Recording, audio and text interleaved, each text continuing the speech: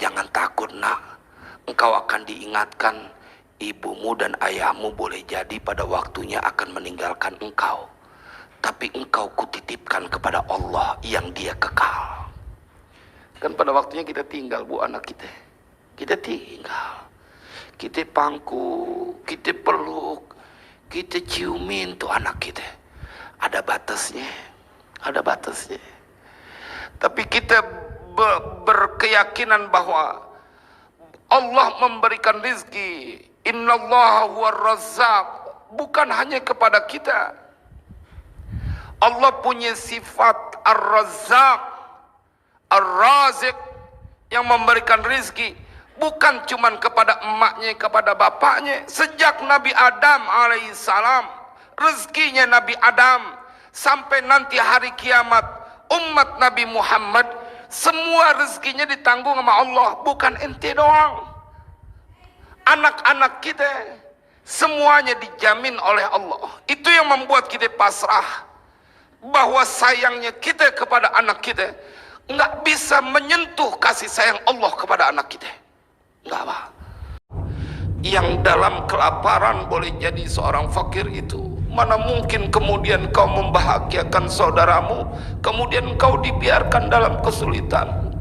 Akalmu nggak sampai, nggak apa-apa. Yang penting kau punya iman kudus sampai bahwa Allah mampu melakukan apa saja. Itu yang terjadi pada budak tersebut, Bapak. Apa yang kita mau pertahankan dari sebuah kesusahan yang berkepanjangan, dengan memaksa logika kudu bisa menjabarkan jalan keluar. Ya, kelamaan. Nih malam ada seorang budak yang dia diperlakukan istimewa oleh Allah karena dia berbaik sangka dan punya keyakinan pol-polan kepada Tuhannya. Waduh, berasa semua.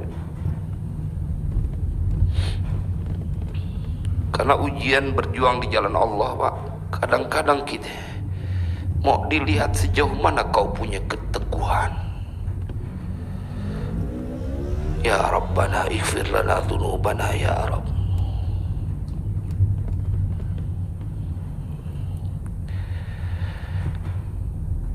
Am hasibtum an tadkhulul jannata wa lamma ya'lamillahu alladhina jahadu minkum wa ya'lamas sabirin.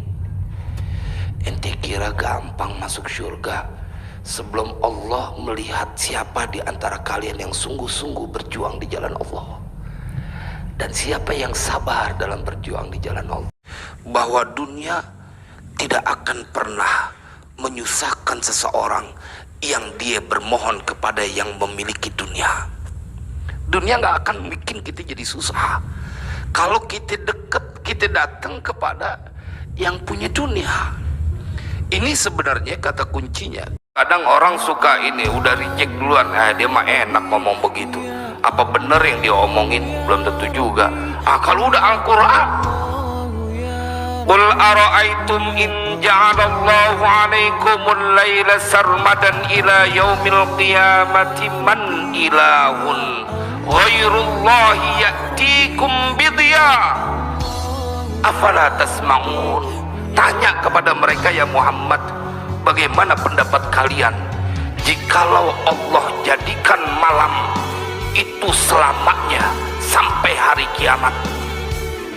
Qul ara'aytum in ja'alallahu 'alaikumul laila sarmadan ila yaumil qiyamah man ilahun ghairullahi ya'tikum bidya.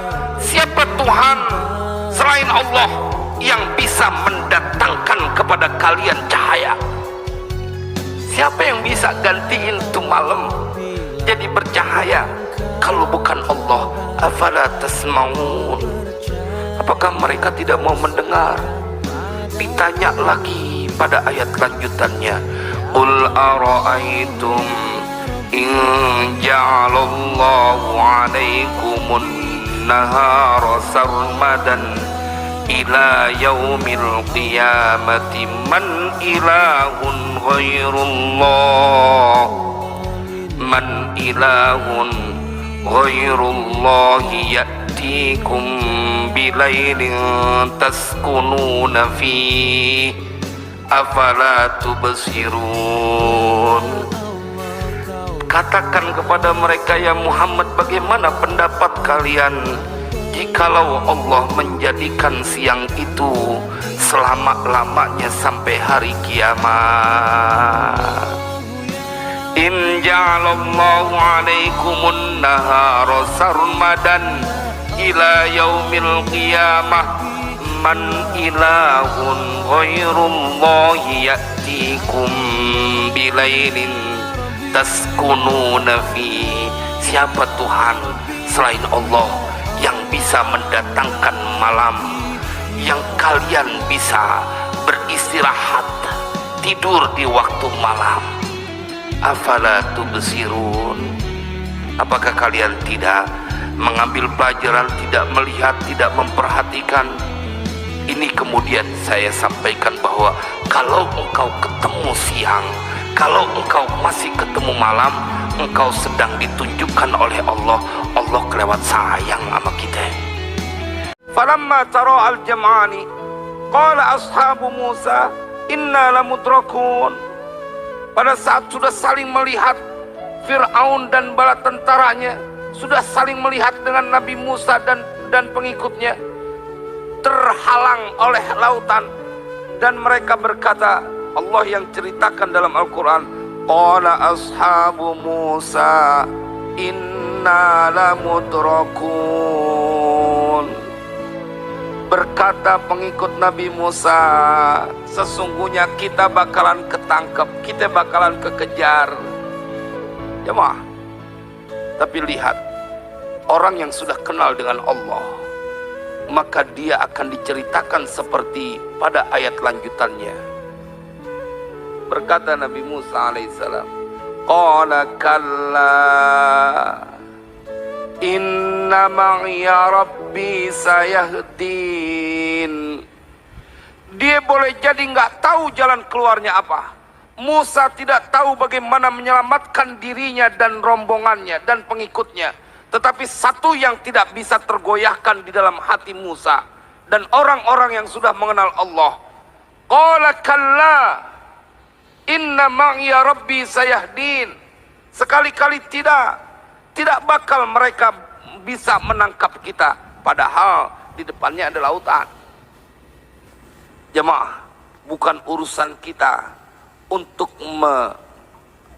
memberitahukan atau untuk mencari tahu bagaimana jalan keluarnya. Tugas kita adalah beriman bahwa Allah tidak akan pernah menyengsarakan hambanya. Mereka berlebihan atas diri mereka, bikin dosanya kagak capek-capek, melampaui batas, durhakanya nggak kira-kira, masih dipanggil oleh Allah, la taqnatu mir rahmatillah. Ente jangan putus asa sama kasih sayang Allah.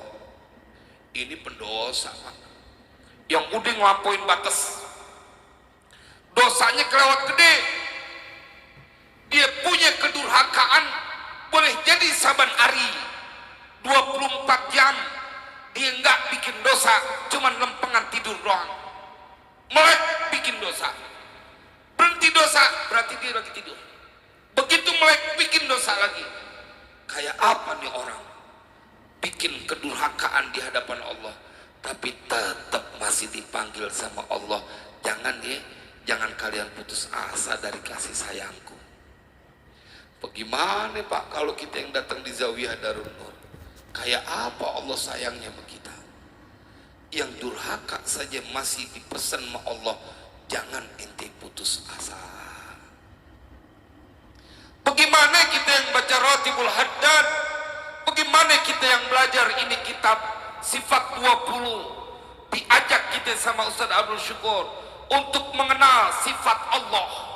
Kenapa punya anak, emak bapak punya anak banyak nih, ada 5, ada 6, didikannya sama, yang ngedidik sama ya akhi. Di sekolahnya sama-sama di pesantren misalnya. Kenapa begitu pulang rupa-rupa, model-model dia punya perbuatan, dia punya gaya hidupnya? Kenapa? Karena memang Allah pilih orang-orang yang kemudian mempunyai kemudahan untuk selalu ingat kepada Allah. Ya kan kita punya banyak saudara misalnya, nggak semuanya tuh anak kemudian sayang sama orang tua. Kenapa coba? Padahal dari rahim yang sama. Kenapa lempengan anak yang nomor ini rada berani banget bentak orang tua gitu? Kenapa? Karena seorang anak yang berbakti adalah anak yang dipilih oleh Allah, mempunyai rasa syukur kepada orang tua. Terima kasih. Mungkin dia nggak sanggup untuk membentak, ngomong kencang aja nggak sanggup. Dia tahu betul orang tua punya banyak jasa dan dia berterima kasih. Man lam yashkurin nas, lam yashkurillah. Kalau ada orang yang nggak berterima kasih kepada manusia, maka dia nggak bakal berterima kasih kepada Allah. Dan manusia yang paling layak untuk menerima ucapan terima kasih adalah orang tua kita. Ada anak yang berani ngebentak orang tuanya. Dia padahal sekolahnya sama.